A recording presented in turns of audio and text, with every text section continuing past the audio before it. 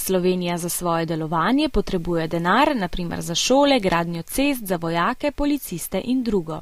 Ako je država v krizi in ji primanjkuje denarja za plačilo vseh stroškov, politiki poskušajo denar privarčevati.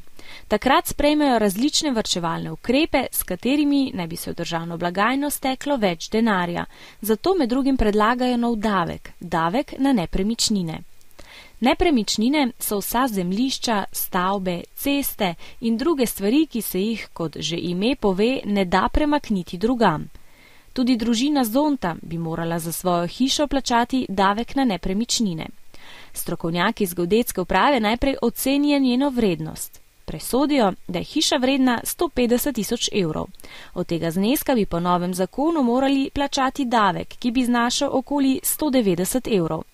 Davka na nepremičnine pa naj ne bi plačevali lastniki cerkva, kulturnih spomenikov, neplodnih zemljišč, gasilskih domov in zaščitenih gozdov.